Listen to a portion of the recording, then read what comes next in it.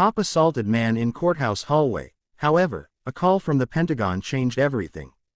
The fluorescent lights buzzed overhead in the sterile hallway of the Jefferson County Courthouse, casting long shadows on the polished tile floor. It was a typical Tuesday afternoon in the small Midwestern town, lawyers hurrying between courtrooms, clerks shuffling papers, and the occasional echo of a gavel from behind closed doors. But in one narrow corridor leading to the holding cells, chaos erupted in an instant. "Move it, old man," barked Deputy Harlan Brooks, a burly courthouse security officer with 15 years on the job.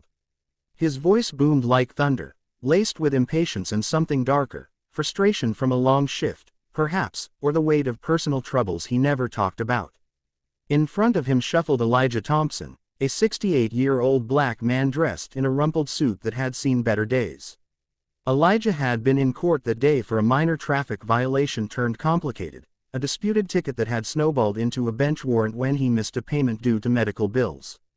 Elijah walked slowly, his hands cuffed loosely in front for the short escort, his steps deliberate because of the arthritis that plagued his knees from decades of hard labor. He'd worked as a mechanic most of his life, fixing cars in a garage he once owned, raising 3 kids on his own after his wife passed young from cancer.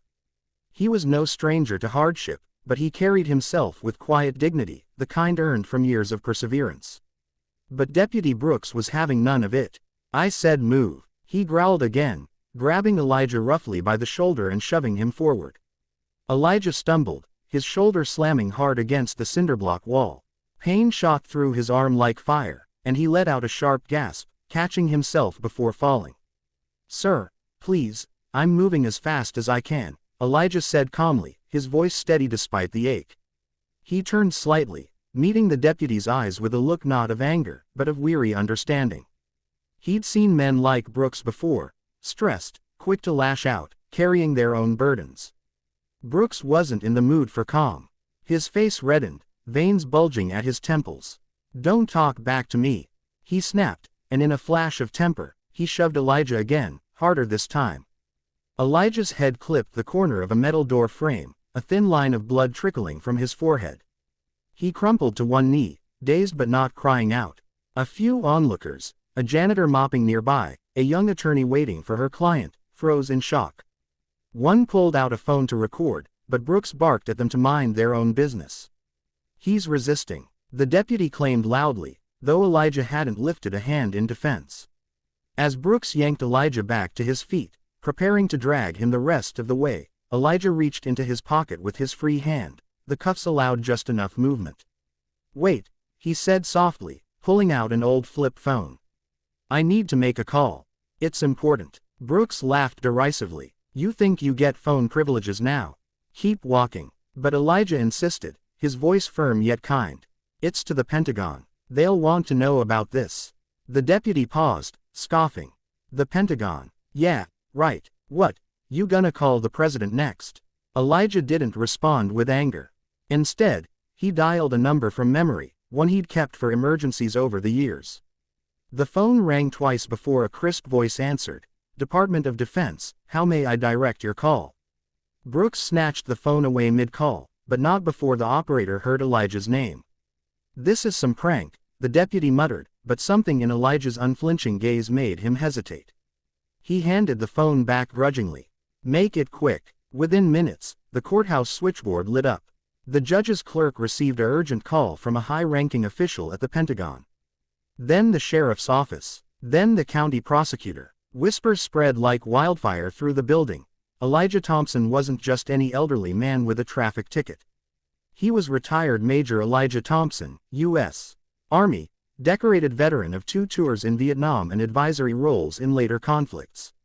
He'd spent the latter part of his career in military intelligence, working closely with Pentagon brass on sensitive operations that saved countless lives.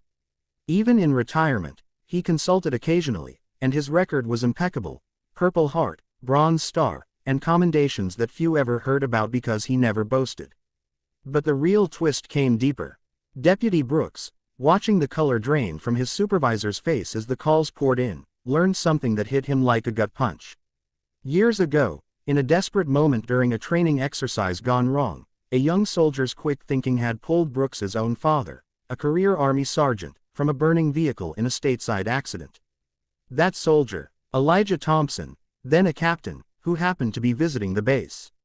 Brooks's father had spoken of that guardian angel, often before passing from complications years later, describing a kind black officer who risked his own safety without hesitation, staying with him until medics arrived, holding his hand and praying aloud. "That man saved my life, son," his father had said. Pure selflessness. We need more like him.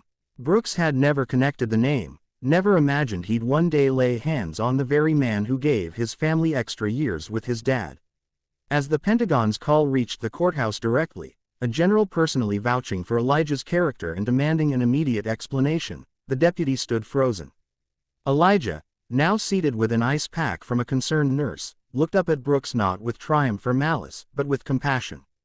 "You all right, son?" Elijah asked gently, noticing the deputy's shaken expression.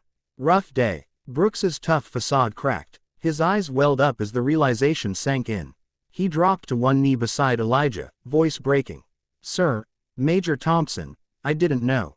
I'm so sorry. Your shoulder, your head, I lost my temper, and God, if you hadn't." Elijah placed a reassuring hand on the younger man's arm, wincing slightly from the pain but smiling faintly. "We all have bad days, deputy. I've had plenty. Anger gets the best of us sometimes. But kindness, that's what pulls us back. You remind me of someone I once helped, a good man who just needed a second chance."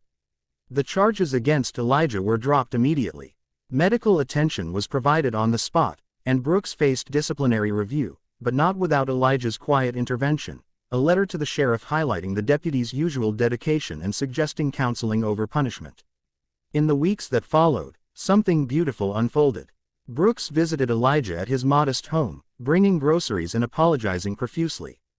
Elijah invited him in for coffee, sharing stories of service, loss, and redemption. Brooks opened up about his struggles, divorce, financial stress, the pressure of the job, and Elijah listened without judgment, offering wisdom from a life of quiet heroism. Soon, Brooks volunteered at a local veterans support group Elijah helped run, mentoring young cops on de-escalation and empathy. He even organized a courthouse training session on recognizing hidden heroes among everyday people. One evening, as they sat on Elijah's porch watching the sunset, Brooks turned to him. "You could have had me fired, sir. Ruined me, but you showed mercy." Elijah chuckled, softly. "Mercy isn't weakness, son. It's what makes us human. Your father taught you that, I bet.